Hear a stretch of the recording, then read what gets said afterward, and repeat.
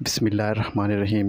جادو اور جن بھوتوں پر بعض لوگ یقین رکھتے ہیں اور بعض نہیں رکھتے، تاہم اب ایک انٹرنیٹ صارف نے اپنے گھر میں رونما ہونے والی جادو سے متعلق ایسی کہانی سنا دی ہے کہ ہر سننے والے کے رونگٹے کھڑے ہو گئے ہیں۔ ویب سائٹ ریڈٹ پر پوسٹ کی گئی اس کہانی میں نوجوان بتاتا ہے کہ 2013 کی بات ہے۔ میرے بڑے بھائی کی شادی کو 3-4 ماہ ہو گئے تھے اور وہ دونوں ہنسی خوشی زندگی گزار رہے تھے۔ پھر اچانک ہم پر ایک مصیبت آ پڑی۔ ایک روز میں، میرے بھائی اور میری والدہ ٹی وی لاؤنج میں بیٹھے تھے اور میری بھابھی اپنے بیڈ روم میں سو رہی تھی کہ اچانک اس کے چیخنے چلانے اور رونے کی آوازیں آنے لگیں۔ ہم لوگ دوڑ کر اس کے کمرے میں گئے تو اور وہ سامنے کا منظر دیکھ کر ہمارے اوزان خطا ہو گئے۔ وہ دونوں ہاتھوں اور پیروں کو سامنے کی طرف اس طرح چلا رہی تھی جیسے کسی چیز کو پیچھے دھکیل رہی ہو۔ اس کی پنڈلیاں، بازو اور چہرے پر زخم تھے جیسے بلیڈ سے کٹ لگائے گئے ہوں اور ان سے خون بہہ رہا تھا۔ اس کے بعد یہ معمول روز کا معمول بن گیا۔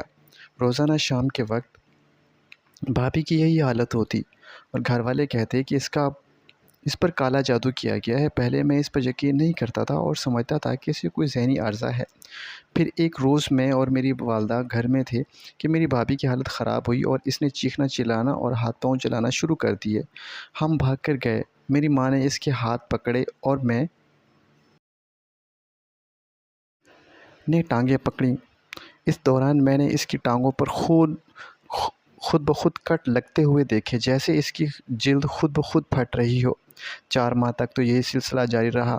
ہم جتنے علماء کو جانتے تھے سب کو بلایا لیکن کوئی افاقہ نہ ہوا۔ سب یہی کہتے تھے کہ حاسد نے بھابھی پر کالا جادو کروایا اور جس میں سے ایک بھابھی کے ساتھ یہ سب کچھ کر رہا ہے۔ بھابھی بھی ہمیں یہی بتاتی رہی کہ ایک جن ہے جو اس کے ساتھ یہ سلوک کرتا ہے۔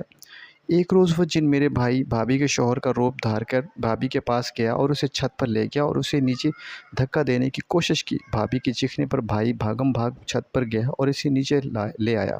اسی دوران بھابھی کا ایک بار اسقاط حمل بھی ہو گیا تھا۔ بالآخر میرے بھائی کے ایک دوست نے بتایا کہ اس کے دوست کے دادا جی جن نکال سکتے ہیں۔ بھائی اس بزرگ کے پاس گیا۔ اس بزرگ نے نہ تو ہمیں کوئی دعا بتائی اور نہ ہی خود کوئی عمل کیا۔ انہوں نے بھائی کی ایک نصیحت کی کہ وہ بھابھی کو کم از کم 1 سال تک کسی اکیلے سفر تک نہ بھیجیں۔ اس وجہ انہوں نے یہ بتائی کہ جب کسی عاشق کا اثر ہوتا ہے تو وہ روحانی طور پر کمزور ہو جاتا ہے اور اسے دیگر جنات آسانی سے شکار بنا لیتے ہیں۔ بھائی نے اس نصیحت پر عمل کیا اور اس کے بعد بھابھی کے ساتھ کبھی ایسا واقعہ نہیں آیا۔